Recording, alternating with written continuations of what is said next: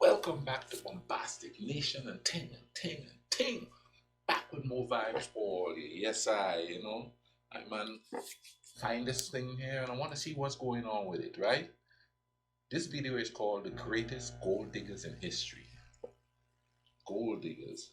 Man, imagine you like meet this chick, you fall in love and you got some money and come to find out she's a gold digger. That must be like a punch to the stomach. Another thing too, not all of them are gold diggers. Some people just love people. They love who they love. You know what I mean? And we sit around and judge them and all of that. But let's get into this. The greatest gold diggers in history. Let's YouTube and simmer. Here are a few of the most interesting gold diggers.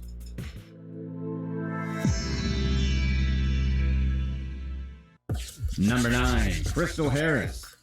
Whenever you think of Hugh Hefner and his Playgirls, your mind definitely gravitates to gold digging. It's definitely about the fame and the power for most of the girls. His third wife, Crystal Harris, is a special case of gold digger. She was the type to admit her ways. As you'd expect, she was a former Playboy cover star. Harris met Hefner during a Halloween party at the Playboy Mansion in 2008. They hit it off and got engaged 3 years later. However, she called off their wedding 5 days before the wedding was supposed to take place. That month's cover of Playboy had already been designed featuring her as Mrs. Crystal Hefner. Because she had cold feet, a sticker was placed on the cover over Harris that read, "Runaway Bride."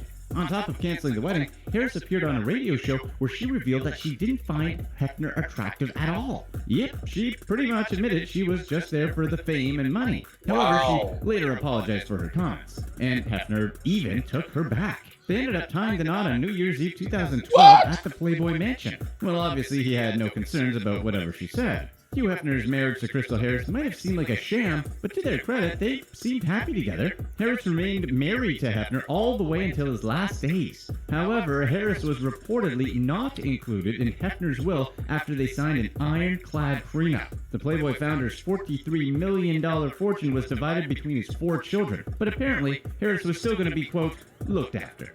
Wow. Number 8. Evelyn Lozada. Evelyn Lozada may just be the greatest gold digger of the 2000s, even if she didn't get the most money. It's just that her track record lets us know what she's really about.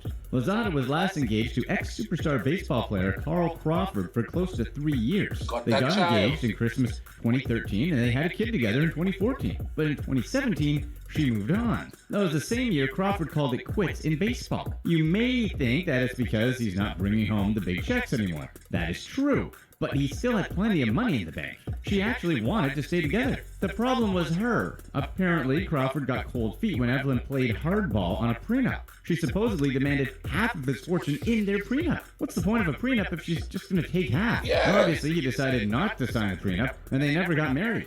Smart move. The breakup wasn't exactly shocking for anyone because Evelyn has a reputation of gold-digging professional athletes. Reportedly, even Crawford's former teammates' wives called her out as a gold digger. This isn't the first time Lozada was accused of gold digging. She was very briefly married to former Bengals wide receiver Chad Johnson. They got divorced in 2012, and Johnson last played in 2011. And before Chad Johnson was engaged to Antoine Walker. They broke up in 2009. Walker last played in 2008. He was smart. The pattern here yet? Antoine Walker accused her of ditching their relationship when he ran into financial trouble. He went on a radio show and said that Evelyn reaped a lot of the benefits when the cash was coming in, but when money got tight, she chose to leave. Yep, that's a life lesson Walker had to learn the hard way. Don't be with anyone who wouldn't do the same for you.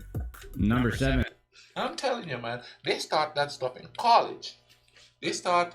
I've had girls, because when I was playing college basketball, I didn't play that long. I sat the bench, but because I'm a nerd. But anyway, I'd have girls that don't know telling me, "Don't forget me when you go pro. Don't forget." So who are you? What's your name? I don't even know you to remember you. I don't even know you to forget you. But they were there. Trust me, and they pick up on you right as you get on the scene. I'll give it. Okay, I came from the island. Went to a small college in Kentucky, and it was around Christmas time. Landed here on the 1st of January. That night, I was getting calls from girls who went home for the Christmas because it was Christmas break. I was getting calls from girls saying, "I want to welcome you. You're the new player. Give me." Unfortunately for them, I'm not the womanizer, and I don't run around acting like if I'm God's gift to women and all that stuff. Even though I feel that way, I don't act that way. But the point I'm making is they're there even when you're in college. First, they get the reputation that comes along with being with you, and then the prospect of you going pro to make that big money, then more reputation, but more money, more money, more money for them. It happens. Trust me, I played that college ball. They were there. They were hanging on. Mackenzie Bezos.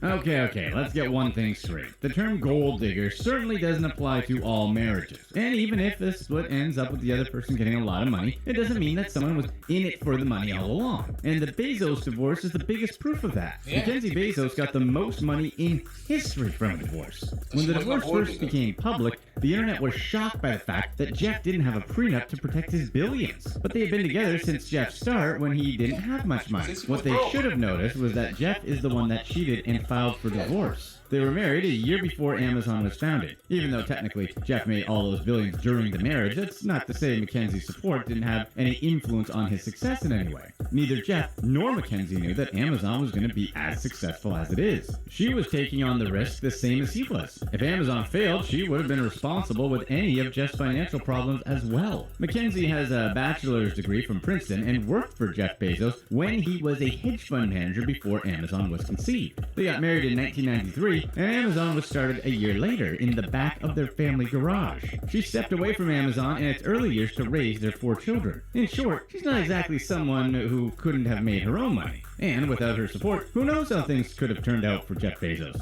Mackenzie almost certainly gave up her own professional ambitions to further his, and may well have created her own independent fortune had Jeff never been in the picture. But they decided to team up and they both did their part. So in this instance, we don't think it's unfair for her to take half, especially when Jeff messed up. After their divorce settlement, Mackenzie instantly became one of the world's richest women thanks to an estimated $35.7 billion that went straight into her personal account.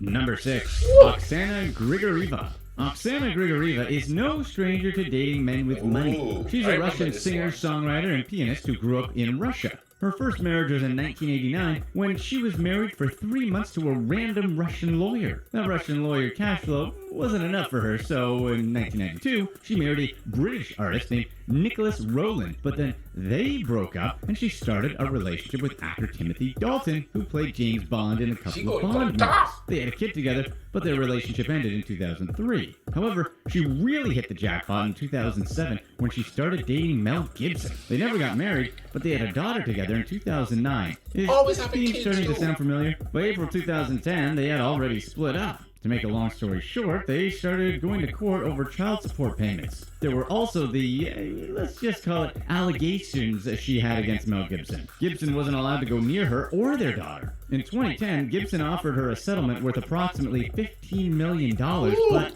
she refused it. That backfired on her because in 2011, when she settled with Gibson, she got a lot less. She was awarded $750,000 and a house to live in until their daughter Lucia turns 18. After that, the house would be sold and the money would turn into a trust fund for Lucia. A couple of years later, she sued her lawyers because she said they gave her bad advice. She said that they had gotten her to sign a poor agreement. And of course, she broke the agreement she had. In 2014, Oksana chose to talk about Mel Gibson on Howard Stern's radio show. Yeah, that was a mistake that cost her almost $400,000 because under their agreement, she wasn't supposed to discuss him at all. Oksana filed for bankruptcy shortly after her interview on Stern. She claimed that she was so broke, she had only $10 in cash to her name and $48,000 in assets. Her debt came in at a staggering $500,000. Should have just taken that $14 million settlement earlier, but she probably would have gone broke anyways.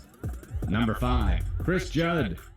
Who says that women are the only gold diggers out there? There are definitely guys out there doing the same thing. Jennifer Lopez and Chris Judd met back in 2000 when she was hired to direct and dance in her music video, Love Don't Cost a Thing. They had a whirlwind romance and got married less than a year later in September 2001. But by June 2002, they were already divorced. The loss of privacy because of her superstardom bothered him, but apparently that's not the reason why they divorced. He's been quoted multiple times saying that things just didn't work out. But after being married for only around in 9 months, Chris got away with $6.6 million.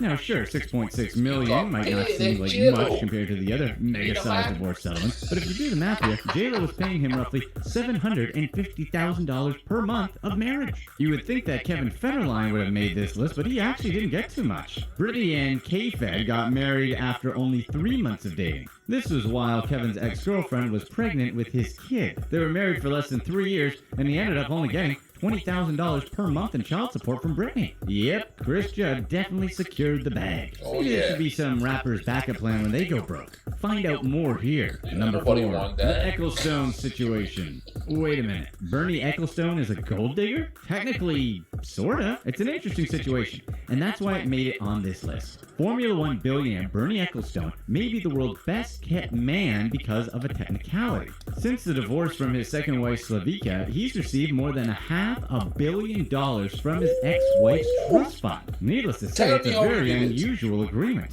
Rather than the billionaire giving money to his ex-wife after getting divorced, she paid him roughly $100 million a year. When he and Slavica, who's 28 years younger and almost a foot taller, divorced in 2009, most people assumed that she was going to get one of the biggest divorce settlements in history. They had been married for 24 years, so you kind of knew what was going to happen. After all, technically the wealthier spouse is the one who pays the ex. And Bernie Ecclestone, with a net worth of $3.1 billion at the time, is plenty wealthy. So why did she end up paying him? Well, in the late 90s, Ecclestone's assets were transferred into Slavica's name when he was suffering from serious heart problems. He had a triple bypass in 1999. If he didn't make it, the inheritance would have been left to his daughters. However, the problem is the money would have been subjected to British taxes at the rate of a whopping 40%. So, yeah, he transferred everything to his wife's name. So while Bernie was the one who made the billions, his ex-wife technically held the deeds and pink slips on a number of his assets. So it looked like she was the wealthier one to the courts.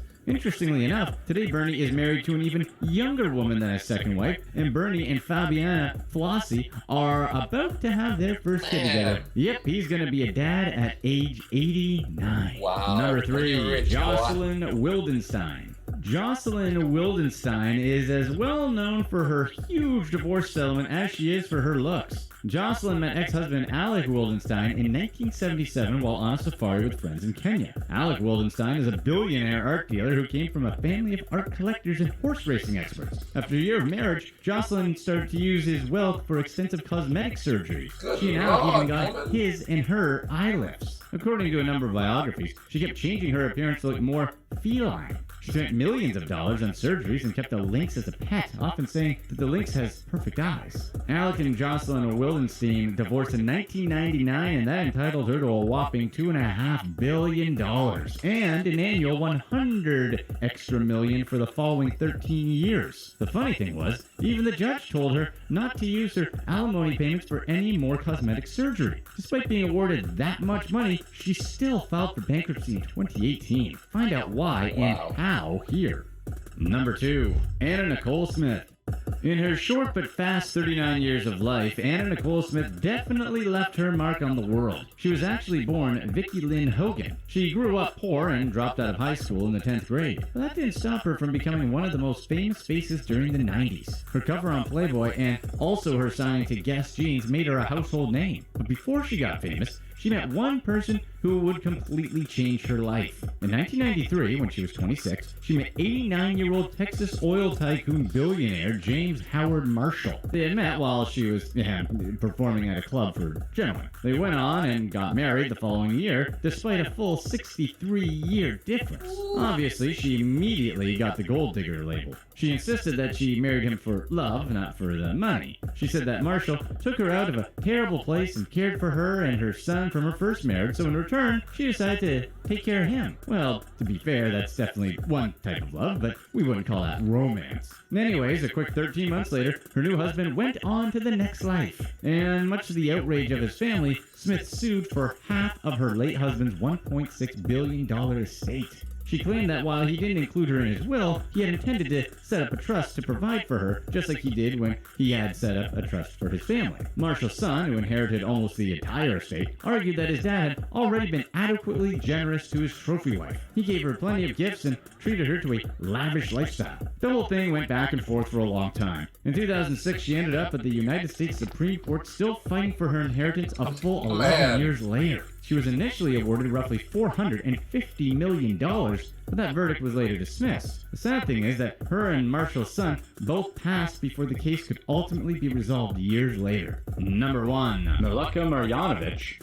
Have you heard of Bojan Marjanovic? He played for the Detroit Pistons, and he's one of the tallest people in the NBA. He and his wife have to keep brushing off the negative comments about their massive height difference. And at first glance, you may think this case is a classic gold digger case. But apparently they actually fell in love before he was rich and famous. And she actually finds the comments people on the internet say about them to be really funny. Milica Marjanovic is a full 2 feet shorter than her 7'3" tall husband. She often laughs about their height difference by posting photos and videos on social media highlighting their 2-foot gap. However, not all of the comments are well-meaning. Some of them are clearly accusing her of marrying the NBA star for the money only. According to her, when someone's truly happy in life, just as she is, they don't pay attention to crazy comments. People can think what they think. And she's right. If the comments aren't true, it doesn't make sense to pay attention to them. They've been together for more than a decade and now have 2 children. Mrs. Marjanovic says she finds her husband's hectic schedule more challenging than the fact that he towers over her big time. Well, there used to be a hectic schedule anyways before quarantine became a thing. When they first started dating, she was mostly bothered by the fact that they couldn't make any plans together because of his schedule. Birthdays, anniversaries, and celebrations generally used to pass by without him being around. However, both of their families pretty much got used to this lifestyle. Hey,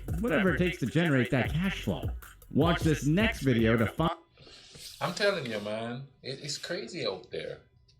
Gold diggers, they're out there. I couldn't do it. I couldn't marry somebody just because they have money. I just couldn't do it. I gotta feel something. I mean, that's gonna be a big chunk of my life doing something I really don't want to do. And then what am I gonna do? Cheat to find something that I really want? There's a song back home that says, Mama was poor, Daddy for sure ain't got no money, but we got love. I'd rather have love than money. I can tell you that right now. Money is good though, because once you find the love, together you can work for the money, and if anything goes wrong, you just split it down the middle. Instead of like somebody marrying into the money, and next thing you know, they're fighting to get all your stuff. It's a sad state of affairs that love have to be intertwined with greed and all that kind of stuff. It's just sad, you know. People just don't know how to relax and float, enjoy life. You know what I'm saying and thing. But anyway, thank you guys for watching this with me again. This was really interesting here. I enjoyed watching that. I hope you guys did too with me, because that's why I'm doing this, so we all could watch it together. Go ahead and keep watching right there. Just click on that video, keep watching it. You know what I mean? Comment in the comment section for me. You know what I mean? Tell me, what do you think of gold diggers? What's the vibe with them? You know what I mean? Do you think that most people are gold diggers if they marry somebody older? Or do you think some of them are actually in love and all that good stuff? Comment down below. I'll leave a link to this description. A link to this video in the description below. So, you know, go check out the channel, see what they have going on and things. But anyway,